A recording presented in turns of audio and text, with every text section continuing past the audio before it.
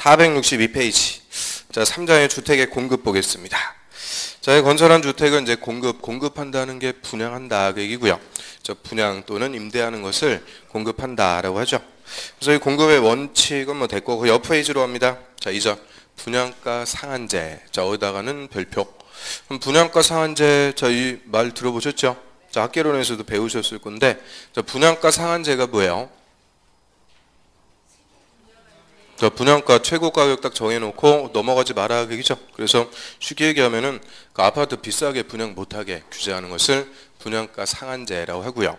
그럼 분양가 상한제는 취지가 뭐겠어요? 무주택 서민들이 보다 쉽게 아파트 분양받을 수 있게끔 분양가를 규제한다. 비싸게 분양 못하게 하는 것을 분양가 상한제라고 하고요. 자, 분양가 상한제 적용 대상. 이게 이제 종전까지는 모든 택지요. 우리나라에서 건설하는 일반 분양한 아파트는 다 분양가 상한제를 적용했어요. 그런데 작년에 이제 개정해가지고 조금 분양가 상한제 적용 대상을 조금 완화해줬죠. 가로 1번에 사업주체가 일반에게 공급하는 공동주택. 짜면쯤. 그 일반 분양하는 아파트 얘기합니다. 일반 분양하는 공동주택 아파트 중에서 다음에 해당하는 지역에 공급하는 주택은 분양가 상한제를 적용한다. 그럼 다음의 지역 밑에 박스에 1번 공공택지 동그라미 원칙 씁니다. 저 원칙 이제 어디서만 분양가 상한제 적용한다. 공공택지. 종전에는 공공택지하고 공공택지가 아니면 민간택지라고 그래요. 뭐 공공택지, 민간택지 상관없이 다 분양가 상한제 적용했는데 이제 분양가 상한제는 공공택지에서만 적용합니다. 그러면 자, 한마디로 분양가 상한제 적용 주택. 자, 공공택지에서 무슨 주택이요? 그 위에 밑줄 쳤죠. 사업주체가 일반에게 공급하는 공동주택. 즉 공공택지에서 일반 분양하는 아파트는 다 분양가 상한제 적용한다. 그 얘기죠. 그래서 공공택지에서 일반 분양하는 공동주택인데 자, 그런데 그 밑에 다음에 해당할 때는 분양가 상한제 적용 안 한다. 그래서 예외. 자, 요거 가지고 시험에서는 맨날 물어보는 거죠. 매년 물어봅니다. 그럼 분양가 상한제 적용 안 하는 주택 동그라미 1번 도시형 생활주택 밑줄. 그럼 도시형 생활주택은 분양가 상한제 일체 적용하지 않는다. 왜 적용 안 할까요? 자, 앞에서 그 도시형 생활주택은 어떤 주택이라고 그랬어요? 도시형 생활주택이란 자, 도시형 가구를 위한 주택이라고 그랬죠. 1인 가구, 2인 가구. 소가구를 위해서 싸게 소규모로 공급하는 주택을 도시형 생활주택. 이거 어차피 작은 거고 어차피 어떤 거예요? 싼 거죠. 그래서 분양가 상한제를 적용할 필요가 없는 거예요. 그래서 어차피 싼 거.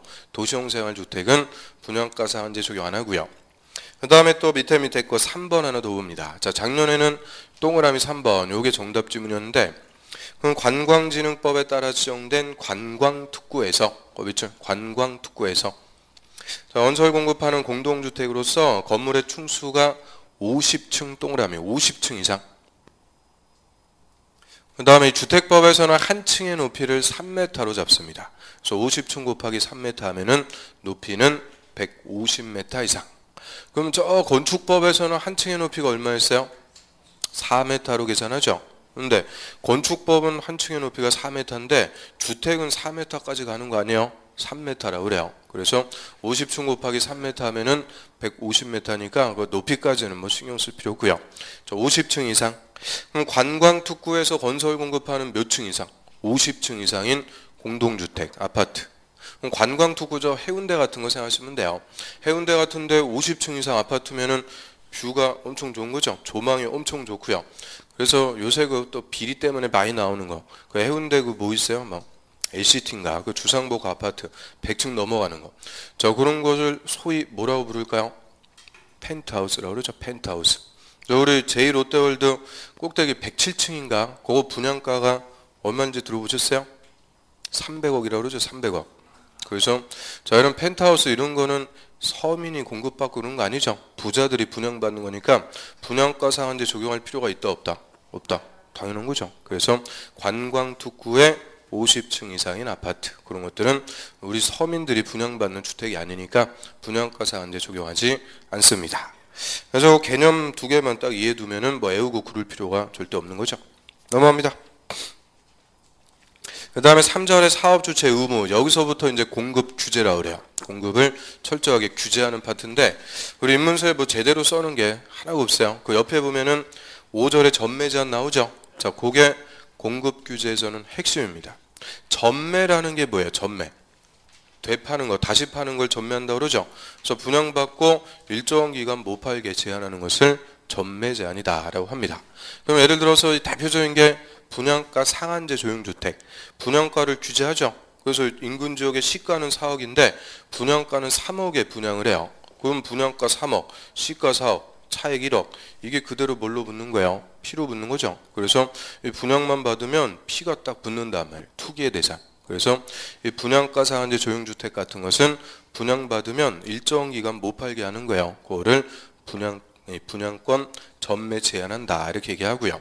이 종전까지는 보통 3년, 1년 이렇게 돼 있어요. 1년 정도 분양권 전매 제한했는데 이제 요새 좀 얼마 전까지 핫한 지역들 이동탄이라든지 위례, 뭐 미사 이런 데서 분양권 전매가 극심해요. 그래서 투기가 성행하니까 그 11월 3일 날 대책 세워가지고 요거 등기할 때까지 전매 못하게 합니다. 즉 분양권 전매를 일체 못하게 제한. 그러니까 다 죽어버렸다 그러죠. 요새 다 죽었어요. 중개사들 막 먹고 살 길이 없어졌는데 그래서 이 분양권 전매 제한 같은 게 대표적인 전매 제한 대상이 되고요.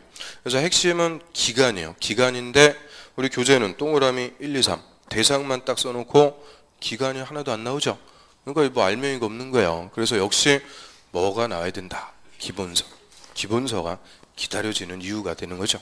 그래서 자 여기 이제 11월 3일 날 대책이 나오고 그 전에 기본서 원고를 다 넘겼는데 그 이후에 또 주택법 시행령이 바뀐 거예요. 한 11월 20일인가 이때 바뀌어가지고 또 원고 다 넘겼는데 또 바뀌었으니까 부랴부랴 하여튼 바뀐 거 다시 개정해가지고 그거 다 원고 넘겼어요. 그래서 새로 기본서 나올 때는 개정된 거 다 반영돼 있으니까 그거 가지고 이제 공부하면 되고요. 그래서 전매 제한은 전매 제한 대상과 기간이 22, 24, 예외가 23, 25 이런 식으로 대상 예외 이거 아주 번갈아가면서 좀 5년간 계속 물어봅니다. 그래서 가장 주된 공급 규제다라고 하고요. 나중에 이제 보기로 하고 자 한 페이지 넘겨보세요. 자, 인문서에 제대로 써 있는 게 딱 그거 하나 있어요. 그 6절. 공급 질서 교란 금지. 자, 어디다 별표.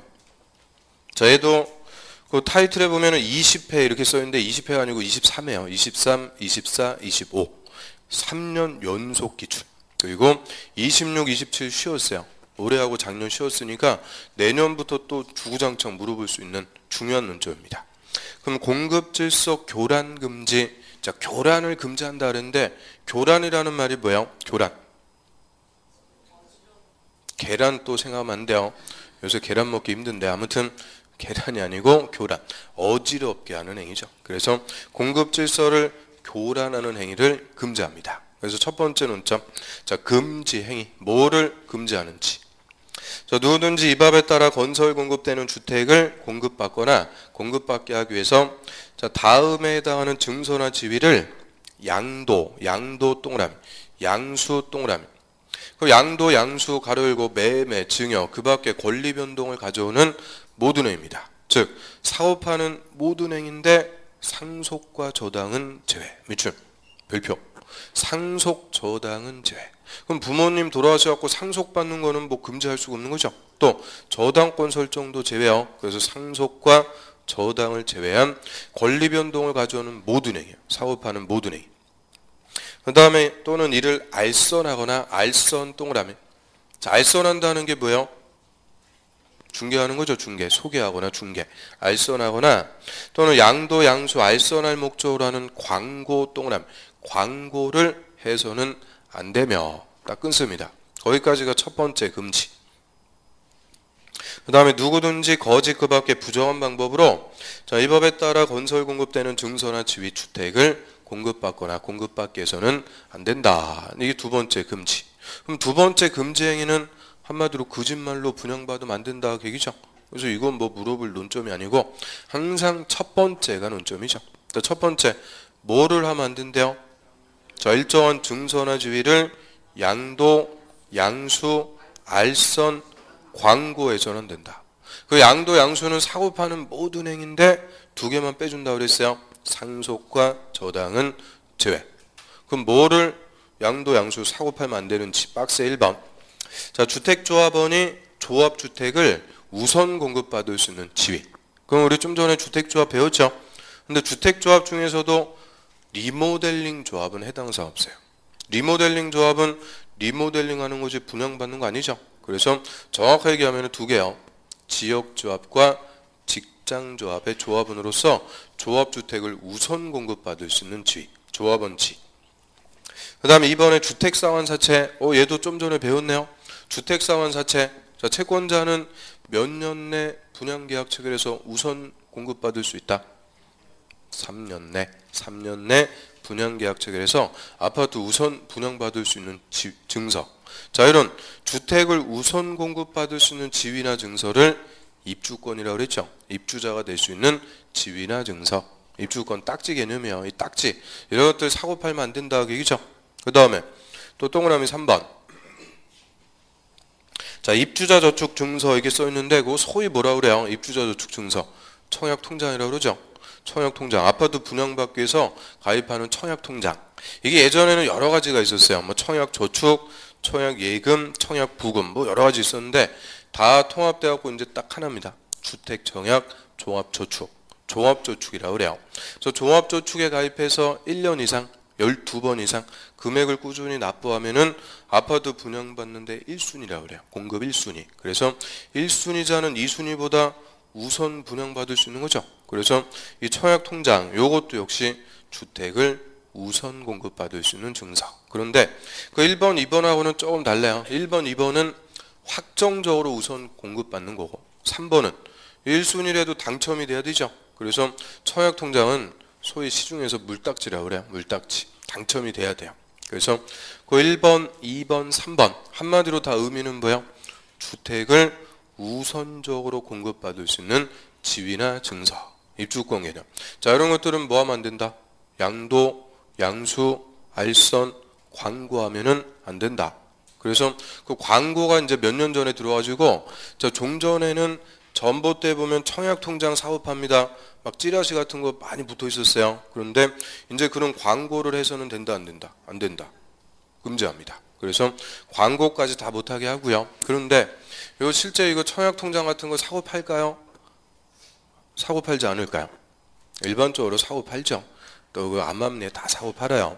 그 한 청약통장 20년 부은 거 이런 거는 순차도 높아가지고 신청만 하면은 거의 당첨이 되는 거예요. 그래서 한 20년 부은 무주택 서민이 아파트 딱 당첨이 됐다. 계약금 내야죠. 몇 천 내야 되는데 낼 돈이 없어요. 그래서 중개사가 돈 있는 사람하고 연결해 주는 거죠. 그리고 이제 소개료 한 100만 원씩 이렇게 받아갖고 돈 내니까 청약통장 같은 거 다 사고 팔아요. 그래서 사고 팔았을 때, 즉 위반했을 때 조치. 자, 밑으로 합니다.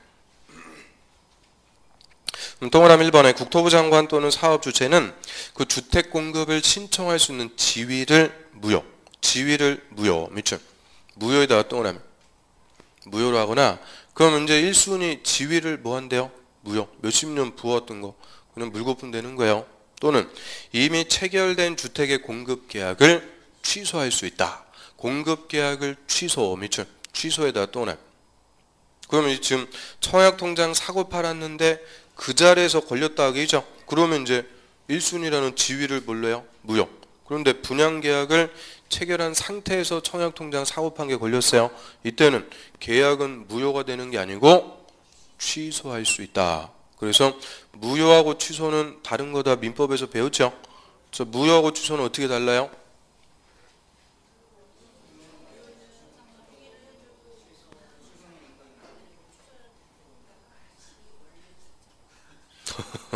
뭐 글자가 다른 거죠. 글자가. 그래서 무효하고 취소. 자, 무효는 그냥 당연 무효라고 그래요. 그냥 당연 무효. 그 다음 취소는 일단은 유효인데 취소권을 행사해야 유효가 되는 거, 아니 무효가 되는 거죠. 그래서 그 무효하고 취소를 딱 바꿔주니까 확실하게 구분해야 돼요. 지위를 취소하거나 그러면 틀려요. 지위를 뭘로 한다? 무효. 계약은 무효가 되는 게 아니고 취소할 수 있다. 지위를 무효, 계약을 취소. 그 다음 동그라미 2번. 자, 사업주체가 위반자에게 주택가격에 해당하는 금액을 지급하면 그 지급한 날에 사업주체가 해당 주택을 취득한 걸로 본다. 자, 이거를 사업주체 환매라고 그래요. 환매. 다시 강제적으로 뺏어오는 것을 환매. 요거는 입주까지 다 한 상태에서. 자, 입주까지 다 했는데 몇 년 전에 청약통장 사고 판거 걸렸어요. 그러면 사업주체가 위반자에게 주택가격을 지급하고 소유권을 다시 뺏어간다는 거예요. 그러면 위반자는 이제 소유권 뺏겼으니까 권한 없이 아파트에 살고 있는 거죠. 그래서 밑에 동그라미 3번. 자, 사업주체가 매수인, 즉 위반자에게 주택가격을 지급한 때는 그 주택에 입주한 자에게 기간을 정해서 나가세요. 퇴거를 명할 수 있습니다. 그러니까 나중에 입주까지 다 한 상태라도 걸리면은 쫓겨난다 그죠? 퇴거 명령합니다. 그래서 지금 언제 발각이 됐느냐 요거에 따라서 취하는 조치들이 쫙 나오는 거예요. 청약통장 사고 팔았는데 아직 계약을 체결하기 전이면 지위를 무효로, 계약을 체결한 상태면 계약은 취소할 수 있고요. 입주까지 다 한 상태라면은 사업주체가 위반자에게 주택가격을 지급하고 환매, 소유권을 뺏어가죠. 그리고 나가라, 퇴거 명령까지 할 수가 있고요. 자, 그럼 공급질서 교란금지에 위반한 자들은 처벌도 합니다. 3년 이하의 징역 또는 3천만 원 이하의 벌금. 줄여갖고 우리가 3년 3천이라고 그래요. 요게 주택법에서 제일 세게 처벌하는 거예요. 3년 3천. 그래서 이 퇴거 명령 받았다. 이제 어디로 퇴거하는 거예요? 큰 집으로 가는 거죠. 큰 집. 그래서 뭐 순실씨도 만날 수가 있고 그래요. 아무튼 3년 3천까지. 이게 그래서 철저한 거예요. 위반했을 때 언제 걸렸냐에 따라서 취하는 조치들. 그게 두 번째 논점. 그래서 자, 공급질서 교란금지는 첫 번째 논점은 금지 행위가 뭔지, 두 번째 논점은 위반했을 때 취할 수 있는 조치가 뭔지. 자, 이건 이제 번갈아가면서 물어본다 얘기죠. 그래서 자, 요거 갖고 시험에서 물어봤다. 이거 쉬운 거예요, 어려운 거예요? 뭐 그닥 어렵지 않은 거죠. 그래서 공급질서 교란금지 요거 물어보면 땡큐한 거예요. 땡큐한 거. 그래서 자, 여기까지가 이제 주택법 끝입니다. 그 다음에 옆에 이제 농지법.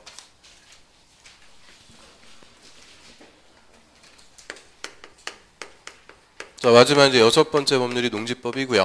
자, 농지법은 말 그대로 농사 짓는 땅, 농지에 관한 법이죠. 자, 얘는 우리 시험에서 이제 딱 두 문제 출제해야 돼요. 그 두 문제도 맨 마지막에 39번하고 40번 대미를 장식하죠.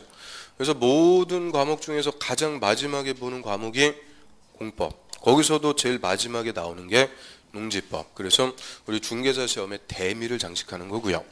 자, 1차 과목부터 먼저 이제 시험을 보고 끝나면은 한 30분 정도 쉬고 2차 과목 시험 봐요. 2차 과목 시험지 감독관이 쫙 나눠주죠. 그리고 시험 시간 되기 전까지 일단 덮어두라 그래요. 풀지 말고 덮어두세요 하면은 덮어두면 딱 나오는 게 요거예요. 농지법 두 개가 딱 보입니다. 그래서 눈으로 이제 또 풀지 말라 그래도 또 싹 풀어보죠. 근데 딱 풀어봤는데 또 어려운 거 딱 걸렸어요. 그러면 2차 과목 전체 자신감이 그냥 뚝 떨어져요. 그런데 농지법 쉬운 것도 딱 나왔다. 그러면은 2차 과목에 자신감이 또 빡 생기는 거예요. 그래서 농지법은 이제 눈으로 이렇게 풀어보는데, 자, 농지법은 두 문제 중에서 한 문제는 어렵게 출제해요. 그리고 한 문제는 또 쉽게 출제합니다. 그래서 얘는 뭐 열심히 공부해도 하나, 그냥 대충 수업만 들어도 하나, 한 개 맞히는 거예요. 그래서 한 개 정도 맞히는 거고요. 자, 올해 시험 같은 경우에는 쉬운 문제가 답이 3번, 어려운 거는 5번. 그러면 제가 농지법은 몇 번 찍으면 그냥 하나는 맞는다 그랬어요?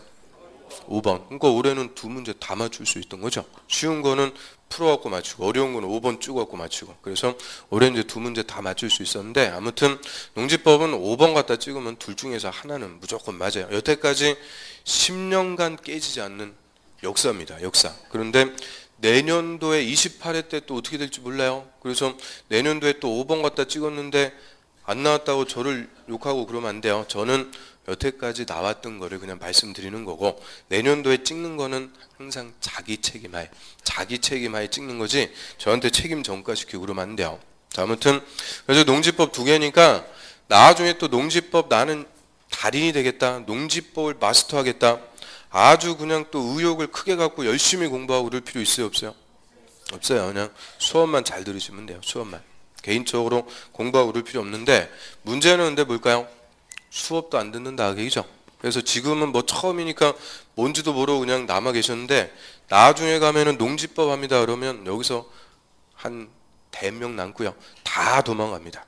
그래서 농지법은 그냥 수업만 딱 들으시면 돼요. 그런데 우리 공법에서 2개라는 거지 중개사법에서도 한 2개요. 또 다른 과목에서 한 2개 나오니까 총 4문제요. 농지법이 4문제. 10점입니다. 그래서 농지법은 공법에서 잘 공부해 놓으면 쭉 수업 잘 들어 놓으면 다른 과목도 도와줄 수 있어요. 그래서 대부분 우리 공법은 도움을 받는 건데 농지법은 도움을 줄 수가 있는 거니까 좀 그런 의미가 있는 거죠.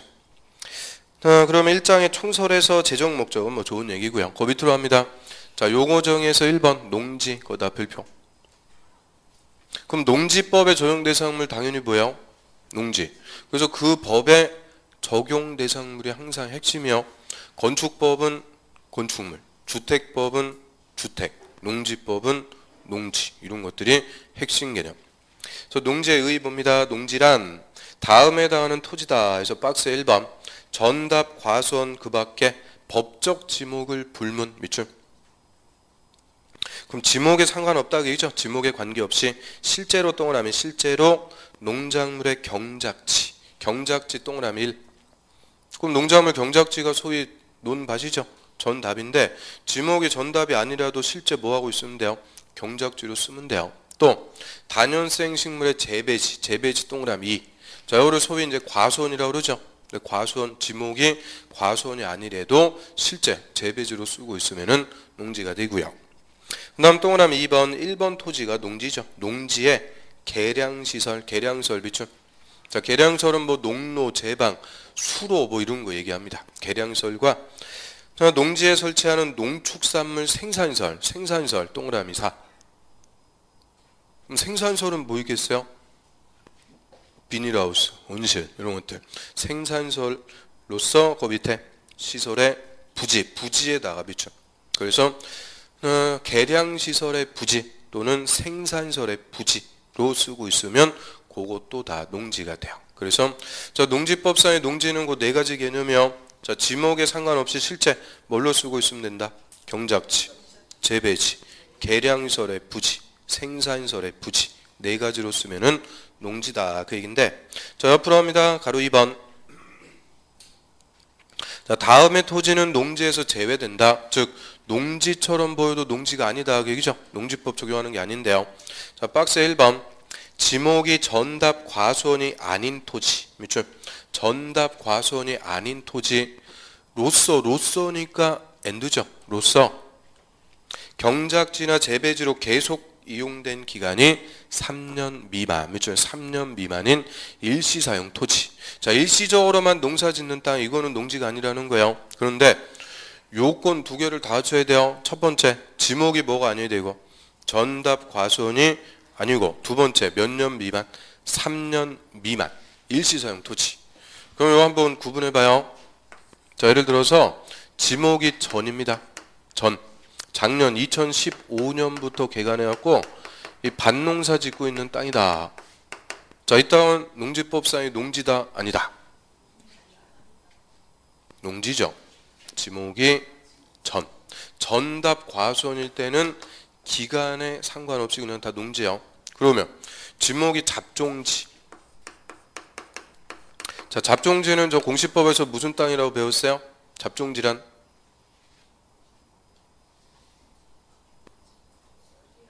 1번부터 27번이 아니면 그냥 잡종지라고 그러죠.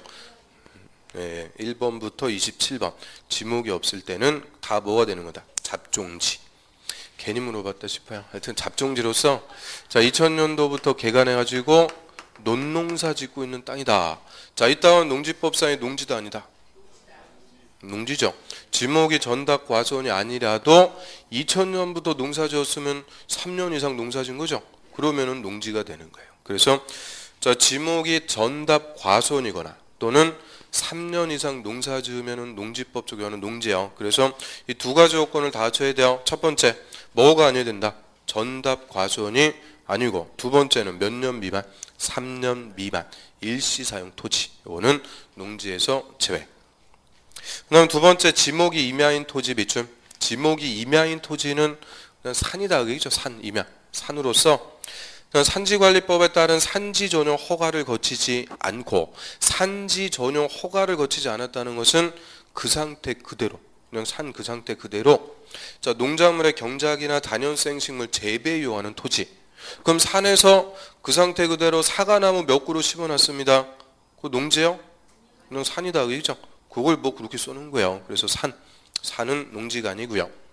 그 다음 3번 초지법에 따라 조성된 초지 동그라미. 초지라는 게 뭘까요? 초지. 풀밭이죠. 저 소나 말, 노화속 이르는 방목지 같은 거, 초원. 그런 거 떠올리시면 되는데 초지는 그 맨 앞에 무슨 법이 따로 있어요? 초지법. 따로 있으니까 농지법 적용하는 거 아니다. 그죠? 그래서 그 세 가지는 농지처럼 보여도 농지가 아닙니다. 그 다음에 2번 농지의 전용. 자, 농지의 전용이다 그랬는데 전용은 용도 전환, 용도를 바꾸는 것을 전용이라고 그래요. 그래서 농지를 농작물의 경작 또는 다년생식물 재배 등 농업 생산 또는 농지 개량 이외의 목적으로 사용하는 것을 말한다. 그럼 또 어렵게 써놨는데 쉽게 얘기하면 뭐예요? 농지는 뭐 하는 땅이요? 농사 짓는 땅인데 농지를 농사 이외 용도로 쓰면은 뭐 한다 그래요? 전용한다 그러죠. 농사 이외 용도로 바꾸는 것을 농지의 전용. 그래서 농지 전용은 원칙적으로 다 금지입니다. 농지 보전하기 위해서 농지 전용 못하는 거예요. 농지 전용하려면 허가받거나 신고하거나 협의 이 절차를 거쳐야만 적법하게 전용할 수 있고요. 자, 그럼 이것도 역시 개념. 자, 농지에 농업인 주택을 설치하는 것은 농지의 전용이다. OX. 자, 다시요. 농지에 농업인 주택을 설치하는 것은 농지 전용이다. OX. 옵니다. 여태까지 제가 물어봤는데 동영상 다시 보시면은 X 물어본 거는 한 번도 없어요. 딱 5만 물어본 거예요. 5만 물어보는데 맨날 X라고 그래요. 그래서 농지에 농업인 주택을 설치한다. 그 농업인 주택이 함정인 거예요. 농업인 주택이든 뭐든 건물 지으면 농사 안 짓는 거죠. 그러니까 다 뭐가 되는 거냐? 농지에 전용이 되는 거예요. 그래서 농지를 농사 이외 용도로 쓰면은 다 뭐라고요? 전용. 그래서 농지에 농업인 주택을 설치하는 것도 전용인데, 자, 농업인 주택은 전혀 별개가 아니죠. 농사 짓고 먹고 살려면 있어야 돼요. 즉 농사와 관련되는 건물을 설치하기 위해서 전용할 때는 허가까지는 필요 없고 신고만 하면 돼요. 그래서 농지에 농업인 주택을 설치할 때는 농지 전용 신고 대상이라고 그래요. 자, 전용입니다. 그래서 용어가 딱 그 두 개 나오니까 그 두 개만 보고요. 넘어갑니다. 그 다음에 2장 농지의 소유. 자, 농지법은 농지의 소유, 이용, 보전 이렇게 크게 세 가지 책인데 그 중에서 소유 파트가 시험에서는 제일 잘 물어봐요. 그래서 소유가 작년에는 두 문제 그냥 다 물어봤어요. 그래서 소유 파트에서 가장 많이 물어보고요. 그럼 농지 소유의 제한에서 대원칙, 농지 경영자 소유의 원칙. 자, 농지는 자기의 농업경영 이용하거나 이용할 자가 아니면 소유할 수 없다. 그럼 쉽게 얘기하면 뭐예요? 농지는 누구만 소유할 수 있다? 농사 지을 사람만 소유할 수 있다고 얘기죠. 농사 지을 자만 농지 소유할 수 있다. 자, 이거를 농지 경영자 소유 원칙인데 이제 헌법상으로는 또 간단하게 경자 유전의 원칙이라고 그래요. 경자 유전의 원칙. 경자 유전. 자, 이런 말 들어봤어요? 경자 유전. 자, 한문으로 써드려요. 한문으로 쓰려면 한 10분 걸려요. 막 그리는 거죠. 막 그려야 되니까 아무튼 경자유전, 농사 지을 자만 농지를 소유할 수 있다. 그럼 반대 해석하면 농사도 안 짓는데 농지 소유하고 있다. 이거는 뭐예요? 투기죠. 그래서 한마디로 이 말은 농지는 절대 무슨 대상이 돼서 안 된다. 투기의 대상이 돼서는 안 된다. 이 대원칙을 천명한 거고요. 자, 그런데 밑에 예외 다음의 경우에는 자기의 농업경영 이용하지 않는 농지라도 소유할 수 있다. 즉 농사 안 짓는데 농지 소유할 수 있다 그 얘기죠. 그러면 농사 안 짓는데 농지 소유할 수 있다. 이거 한마디로 뭐가 아니라는 거예요? 투기가 아니라는 거죠. 투기가 아닌 정당한 목적이 있을 때는 농사 안 지어도 농지 소유할 수 있는 거예요. 그래서 그 예외가 박스에 보면 1번부터 10번까지 나오는데 그 10번까지 있는 거 아니에요? 15개 더 있습니다. 그래서 농지법은 나중에 이제 기본 수업 받아보시면 아실 건데 예외 하여튼 박스 나왔다 그러면 기본이 20개 넘어가요. 기본이. 그래서 엄청 많아요. 엄청 많을 수밖에 없는데 자, 중에서 몇 개는 우리가 봐야 돼요. 자, 1번. 국가나 지자체 밑줄. 국가나 지자체가 농지 소유할 때 그럼 국가나 지자체는 농사 안 짓는 거죠. 근데 이자들은 투기하고는 관계가 없습니다. 따라서 농지 소유할 수가 있고요. 그 다음 2번에 학교 밑줄. 학교나 공공단체 등이 쭉 옆에 시험, 연구, 실습 목적으로 농지를 소유할 때 이거 뭐 생각하면 돼요? 농고, 농대 이런 데서 연구 목적으로 농지 소유한다. 이것도 정당한 거죠. 그래서 학교 같은. 그 다음에 또 3번에 주말 체험 영농 밑줄. 주말 체험 영농하게 해서 농지를 소유한다. 자, 주말 체험 영농은 밑줄 친 거에다가 이렇게 쓰세요. 농업인 X. 자, 농업인이 아닌 자가 주말 등을 활용해서 농사 지어보는 거. 말 그대로 농사 체험해보니까 뭐라 그래요? 주말 체험 영농. 이 농업인이 아닌 개인이 하는데 이때도 농지 소유할 수가 있고요.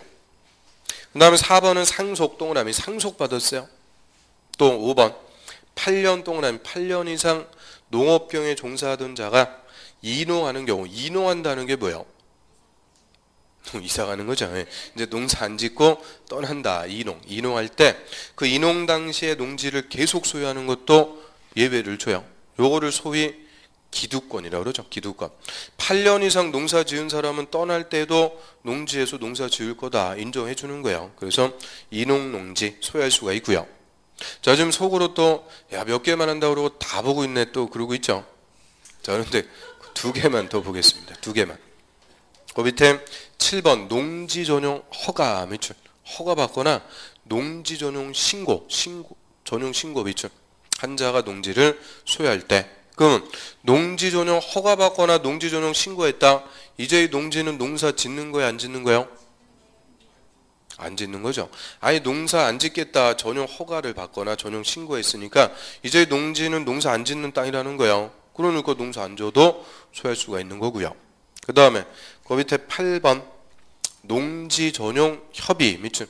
협의를 마친 농지. 그것도 예외를 줍니다. 그러면 우리 국민들이 농지 전용할 때는 허가를 받거나 신고하는 건데 8번은 농지 전용 뭐 했대요?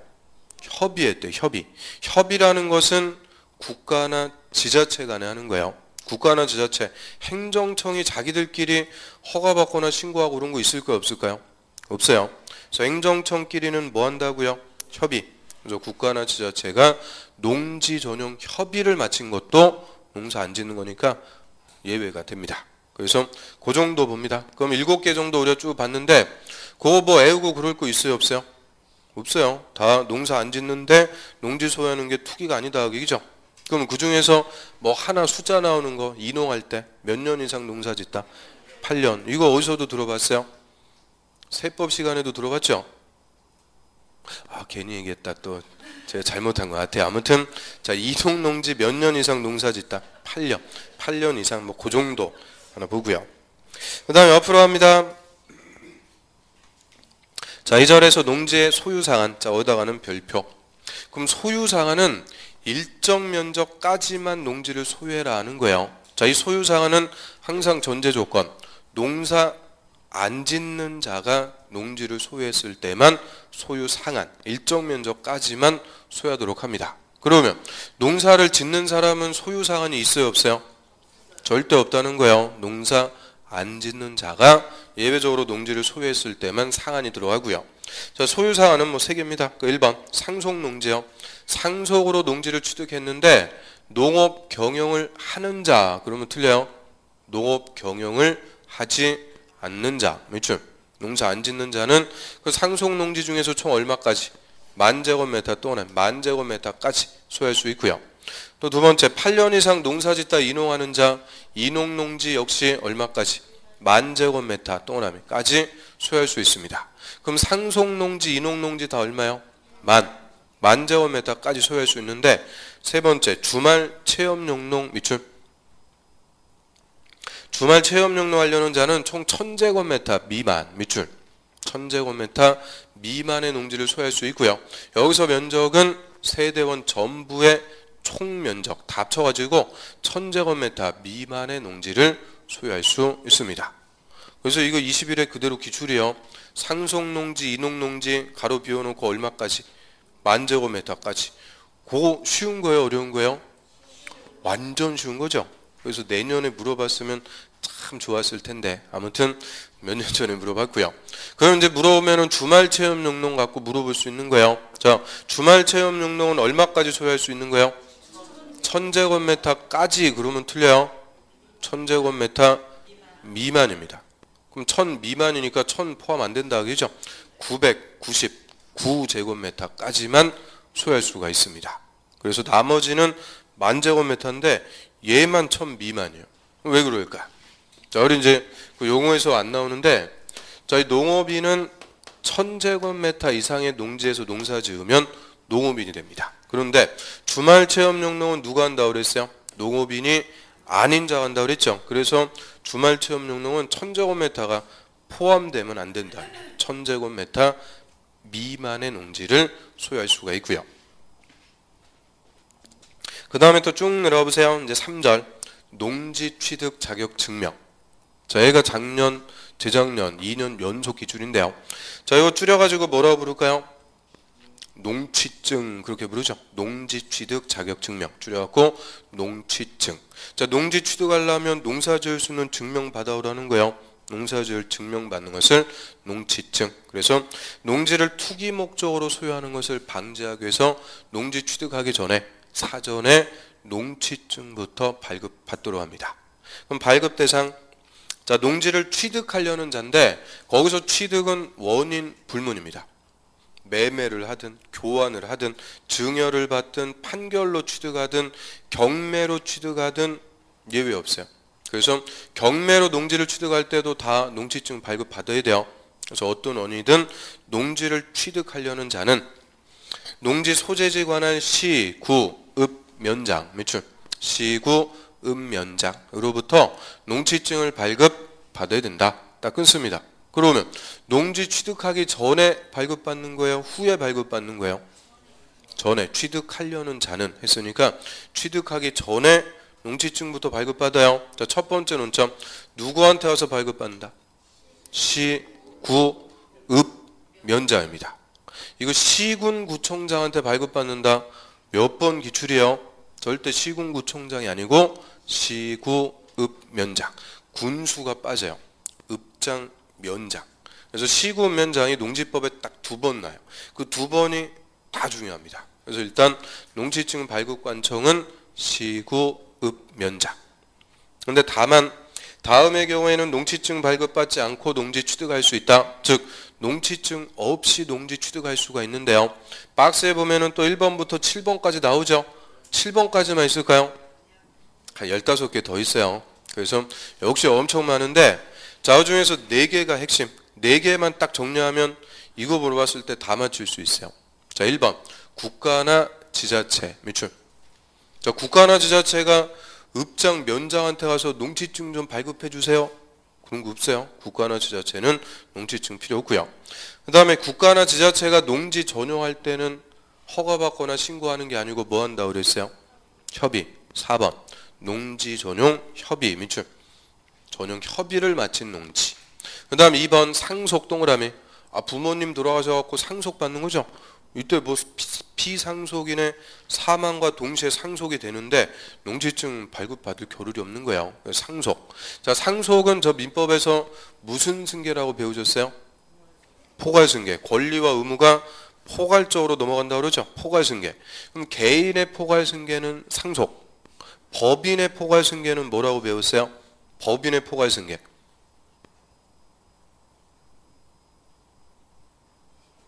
뭐 물어보기만 하면 그냥 싸해요. 그냥 정적이 흐르는데. 자, 5번 보세요. 농업법인의 합병, 동그라미 합병이라고 그러죠. 그래서 개인은 상속, 법인은 합병. 이거는 권리와 의무가 포괄승계된다. 즉 타인의 취득이 아니라는 거예요. 그래서 농취증이 필요가 없습니다. 그래서 딱 그 4개. 그 4개만 정리하면은 농취증 이거 발급받는지 안 받는지 다 맞출 수 있는 거예요. 자, 4가지 뭐가 있다고요? 국가와 지자체. 국가나 지자체는 농지 전용 뭐 한다? 협의. 그 다음에 개인은 상속, 법인은 합병. 이 경우에는 농취증이 필요가 없다. 자, 이 정도 하고요. 쭉 넘어갑니다. 농지 이용 이런 거는 단편적인 거니까 나중에 보고요. 477페이지로 합니다. 자, 넘어가는 거는 엄청 좋아하죠? 네, 알겠습니다. 가급적 많이 넘어갈게요. 자, 농지의 보전. 원래 농지법은 보전이 핵심인 거예요. 농지를 보존하게 한 법이다 하는데, 자, 농지의 보전 파트는 크게 이제 두 개입니다. 농업진흥지역과 농지 전용 제한. 이게 두 가지 체계가 되고요. 먼저 농업진흥지역 봐요. 자, 이 농지를 효율적으로 이용 보존하기 위해서 농지법에 따라 지정하는 지역의 이름을 농업진흥지역이라고 그래요. 농업진흥지역. 그럼 혹시나 해서 여쭤보는데요. 이 농업진흥지역은 우리 국토법에서 배웠던 용도지역 있죠? 용도지역 중에서 무슨 지역의 주된 대상이 될까요? 용도지역, 도, 관, 농, 자. 그 중에서 농림지역이겠죠. 농림지역이 농지와 임야라고 그랬죠. 그 농지가 요거예요. 농업진흥지역. 그래서 농림지역의 주된 대상이 되는 것이 농업진흥지역이고요. 그럼 밑에 지정권자, 자, 시도지사의 동그란 별표. 시도지사는 농지를 효율적으로 이용 보존하기 위해서 농업진흥지역을 지정한다. 그럼 시도지사가 지정합니다. 이거 맨날 누구로 바꿔줄까요? 농림부 장관이 정한다 이렇게 바꿔줘요. 자, 정확한 이름은 농림축산식품부 장관. 농림축산식품부 장관. 한때 장관 이름도 더럽게 길어요. 그래서 줄여가지고 농림부 장관 이렇게 부르는 거예요. 농림부 장관. 두 글자로 줄이면 뭐가 되는 거예요? 농장. 농장. 그러면 국토부 장관은 국장, 해수부 장관은 회장. 골고루 나옵니다. 하여튼 그래서 자, 농림부 장관이 농업진흥지역 지정한다 그러면 틀려요. 농업진흥지역은 시도지사가 지정합니다. 시도지사가 지정하는데요. 그 밑에 두 개의 용도구역으로 구분해서 지정해요. 농업진흥구역은 두 번째 줄에 농지가 집단화 밑줄. 농지가 집단화돼서 농업 목적으로 이용할 필요가 있는 지역이다. 그럼 이게 경지 정리가 돼서 바둑판식으로 반듯반듯하게 집단화된 농지, 이거 절대적으로 농사 지을 땅이죠. 그래서 이 진흥구역을 소위 절대농지라고 불러요. 절대농지, 집단화된 농지. 그 다음 밑에 농업보호구역은 농업진흥구역의 용수원 확보, 수질보전 등 농업환경을 보호 비출, 농업환경을 보호하기 위해서 필요한 곳이다. 그 보호한다고 그랬으니까 뭐요?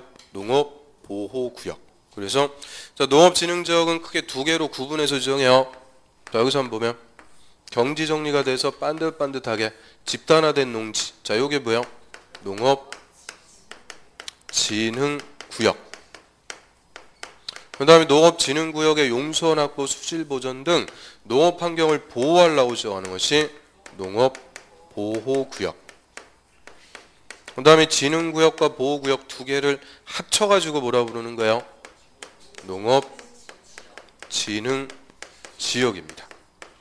그러니까 이게 말들이 또 비슷하다 그죠? 비슷하니까 확실하게 잡아야 돼요. 진흥지역이 진흥구역과 보호구역 두 개로 구분된다 그죠? 농업진흥지역이 진흥구역과 보호구역 두 개로 구분하는 거고요. 자, 이 중에서 그러면 노른자가 되는 거는 뭐겠어요? 노른자는 진흥구역. 그럼 보호구역은 흰자죠? 노른자, 흰자. 계란 후라이 딱 떠올리면 돼요. 그래서 노른자가 되는 게 진흥구역이고 흰자가 되는 것은 보호구역. 그럼 후라이팬은 어딜까요? 후라이팬. 저 밑으로 갑니다. 자, 농업진흥지역을 지정하는 대상이 후라이팬이에요. 그래서 지정 대상. 농업진흥지역의 지정은 녹지, 동그라미 녹지. 근데 가로에 특별시는 제외. 좀 있죠. 특별시는 제외.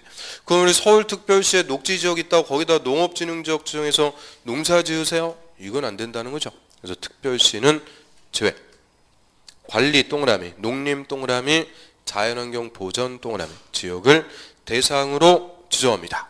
그래서 농업진흥지역은 용도지역 중에서 딱 거기서만 지정하는 거예요. 무슨 지역이라고요? 녹지, 관리, 농림, 자연환경 보전, 녹관, 농자. 녹지하고 비도시 지역을 대상으로 지정하고요. 그러면 농업진흥지역은 도시지역에서는 지정할 수가 없다. O, X. 자, 다시요. 농업진흥지역은 도시지역에서는 지정할 수 없다. O, X. X입니다. 자, 여태까지 O만 물어보다가 또 아주 관성의 법칙으로 또 다 O 밀었는데 이건 X예요. 하여튼 역시 어김없이 하나만 또 바꿔놓으니까. 자, 아무튼 도시지역이라도 맨 앞에 무슨 지역이요? 녹지는 됩니다. 그래서 도시지역에 지정할 수 없다 그러면 틀려요. 주거, 상업, 공업지역에서 지정할 수가 없고요. 녹지는 됩니다. 그래서 녹지나 비도시 지역을 대상으로 지정. 그래서 그게 후라이팬이 되는 거예요. 아무데나 지정하는 게 아니고 녹지, 비도시. 그러면 다시 농업진흥지역, 노른자가 뭐예요? 진흥구역. 흰자는 보호구역. 후라이팬은 어디요? 녹지, 관리, 농림, 자연환경 보전. 그 지역에서만 지정한다. 그 얘기죠. 거기서만 후라이 붙인다. 그 얘기요. 그래서 자, 이 상상력이 이렇게 연상이 안 되세요? 잘 되죠? 자, 넘어갑니다. 아무튼 노른자, 흰자, 후라이팬 이렇게 연상하고요. 자, 다음에 478페이지. 자, 이 절에 농지 전용 제한. 그럼 농지 전용을 못하게 제한합니다. 그래서 농지 전용에 제한하는데, 자, 우리 앞에서 농지 전용 말 배웠네요. 자, 농지 전용이란 농지를 농사 이외 용도로 쓰는 거를 전용한다 그랬죠. 그래서 농지 전용 원칙 못하는 거예요. 규제. 그래서 전국토에서 함부로 농지 전용 못하게 제한하고요. 예외적으로 이제 농지 전용하려면 농지 전용 허가를 받거나 또는 신고하거나 또는 협의해야 됩니다. 그래서 이 절차를 밟아야만 적법하게 농지 전용할 수 있어요. 이 절차도 안 밟고 그냥 농지 전용하면은 당연히 농지법 위반이죠. 처벌합니다. 5년 5천. 엄청 세게 처벌해요. 그래서 자, 농지 전용하려면 허가, 신고, 협의 거쳐야 되는데, 자, 이 중에서 원칙은 뭘까요? 허가 받는 겁니다. 농지 전용 허가를 받는 것이 원칙. 저 농지 전용 허가 봅니다. 자, 농지를 전용하려는 자는 다음에 해당하는 경우 이외에는 밑에 줄 농림축산식품부 장관 줄여가지고 농림부 장관의 허가 밑줄. 농림부 장관의 허가 받아야 된다. 원칙이요. 농지 전용하려면 허가 받아라. 그런데 다음에 해당하는 경우 이외에는 그랬으니까 다음에 해당할 때는 허가 안 받는다. 그죠? 그래서 박스에 보면은 1번 다른 법률에 의해서 농지 전용 허가 의제되는 협의 동그라미. 협의 거쳐갖고 농지 전용할 때. 또 2번 도시지역이나 계획관리지역에 있는 농지로서 협의를 거친 농지. 협의의 동그라미. 또 3번 농지 전용 신고 동그라미. 신고하고 전용할 때. 그럼 1, 2, 3번 쭉 우리가 읽어봤는데 뭐 했대요? 협의했거나 신고했을 때는 다시 허가 받을 필요는 없다 하겠죠. 그래서 협의나 신고했을 때는 다시 허가 받을 필요는 없어요. 셋 중에서 하나 하면 된다 그 얘기고요. 그래서 협의나 신고가 아니면 다 원칙대로 허가 받으라 그 얘기입니다. 그러면 농지 전용 허가 누구한테 가서 받는다고요? 농림부 장관한테 가서 받는 거예요. 그런데 밑으로 갑니다. 신고. 농지를 다음에 해당하는 시설부지로 전용하려는 자는 시군구청장에게 신고. 밑줄. 시군구청장한테 신고해야 된다. 그럼 신고만 하면 된다. 자, 허가받는 거 신고하는 거 뭐가 더 쉬워요? 신고가 훨씬 간단한 거죠. 그래서 이 신고만 하고 전용할 수 있다는 것은 경미한 거다 그 얘기입니다. 경미한 행위일 때는 신고만 하면 되는데요. 자, 경미한 게 한마디로 뭐냐? 박스 1번 농업인 주택 밑줄. 농업인 주택 동그라미 2번 놀이터나 마을에 갖는 농업인의 공동생활 편의시설 밑줄. 공동생활 편의시설. 3번은 농산 관련 연구시설 뭐 등등. 자, 이런 시설을 설치하기 위해서 전용할 때는 허가까지는 필요 없고 뭐만 해라? 신고. 경미하다 그 얘기죠. 왜? 신고만 하면 되는 걸까요? 자, 지금 밑줄 친 거. 농업인 주택이나 농업인의 공동생활시설 이거는 농사하고 전혀 별개가 아니라는 거죠. 농사 짓고 먹고 살려면 있어야 되는 시설들. 이런 것들은 경미한 거기 때문에 허가까지는 필요 없고 신고만 하라는 거예요. 그리고 신고는 농림부 장관한테 신고하는 거 아니죠. 누구한테 가서 신고하면 된다. 시, 군, 구청장한테 신고하면 됩니다. 그래서 이 개념이요. 첫 번째, 농지에 농업인 주택을 설치하는 것은 농지 전용이다. OX. 자, 농지에 농업인 주택을 설치하는 것은 농지 전용이다. 맞죠? 농지 전용인데 이때는 허가를 받는 게 아니고 뭐만 해라? 신고만 해라. 그 얘기죠. 그 다음에 또 밑으로 갑니다. 3번. 농지 전용 협의. 자, 전용하는데 협의예요. 협의는 누가 한다고 그랬어요? 국가와 지자체, 행정청이라고 그랬죠. 그래서 행정청이 농지를 전용할 때는 협의를 합니다. 협의. 그래서 주무부 장관, 이 장관이 국가죠. 국가. 또는 지자체장은 지자체. 그래서 주무부 장관 또는 지자체장, 쫙밑줄. 이 국가나 지자체, 행정청입니다.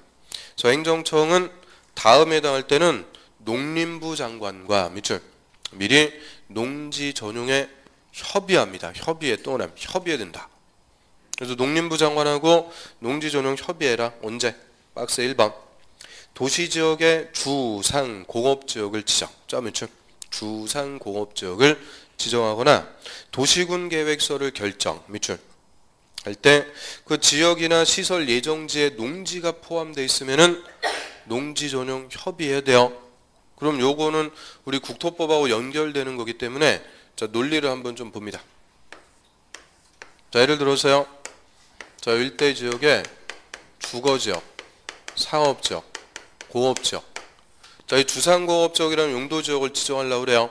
자, 주상공업지역은 개발 목적이에요, 보존 목적이에요? 개발 목적이죠. 개발할 것들. 개발 목적의 용도지역을 지정하려고 하는데 그 지역 예정지에 농지가 이렇게 포함되어 있더라. 그럼 농지가 있는데 주상공업지역에서 개발하면 이 농지는 이제 농사 안 짓는다 그죠? 즉 주상공업지역을 정해서 농지를 뭐 하게 되는 거냐? 전용하게 되는 거예요. 그러면 여기서 지금 농지 전용하는 주체가 누가 되는 거예요? 누가 농지를 전용하겠다? 주거, 상업, 공업지역을 지정하는 자. 즉 용도지역을 지정하는 자가 농지 전용한다 그 얘기죠. 그러면 우리 용도지역의 지정권자가 누굴까요? 용도지역의 지정권자는 이꼴 도시군관리계획 결정권자입니다. 결정권자가 결정해서 용도지역 지정해요. 그럼 결정권자 누구였어요? 이거를 그냥 1, 2, 3, 4주 내내 했어도 또 기억이 없는 거죠. 결정권자 이꼴 자치권자라고 그랬으니까 자치권을 갖는 게 원칙 누구다? 시도지사 또는 대도시의 시장. 그럼 시도지사나 대도시장이 원칙 결정해서 지정하는 거예요. 여자들이 지자체장이고. 예외적으로 누구도 결정할 수 있어요? 국토부 장관. 국토부 장관은 주무부 장관이 되는 거죠. 국가. 그래서 국가나 지자체가 주상공업지역을 정해서 농지를 전용하려면 허가받거나 신고하는 게 아니고 뭐 하라고요? 협의.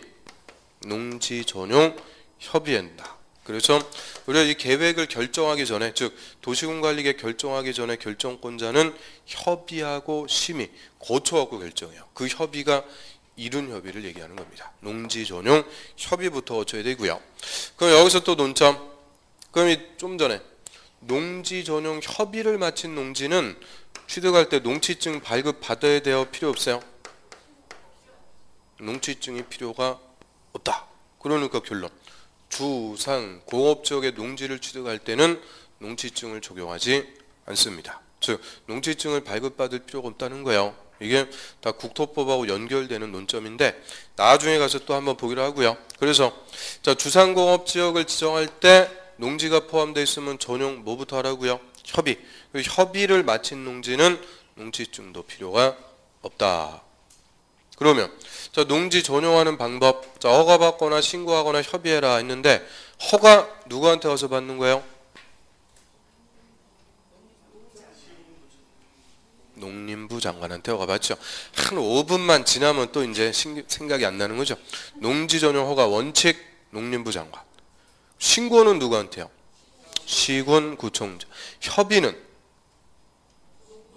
농림부 장관. 허가 받는 거하고 협의하는 거하고는 같은 거예요. 허가 대신 협의해라 그랬으니까 자 허가와 협의는 농림부 장관. 신고만 경미한 거니까 시군 구청장.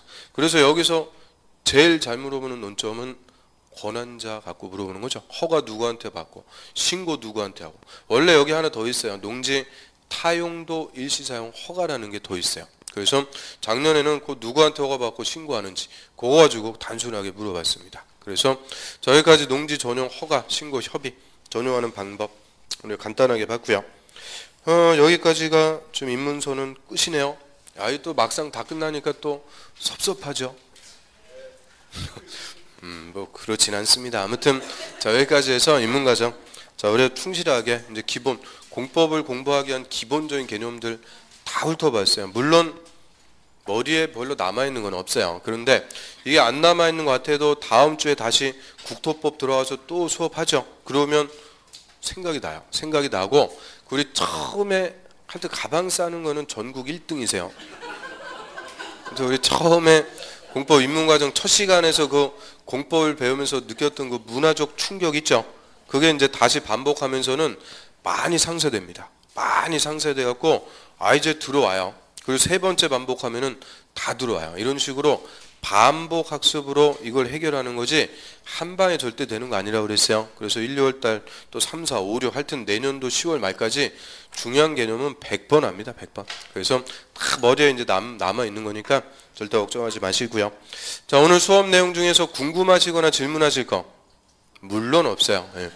자, 이제 올해 이틀 남았는데 자, 한 해 마무리 잘 하시고요. 저 요새 또 오늘 엄청 추웠어요. 오늘이 제일 추웠다 그랬는데 감기들 조심하시고 내년도에 또 건강한 모습으로 새해 뵙도록 하겠습니다. 수고하셨습니다. 안녕히 계십시오.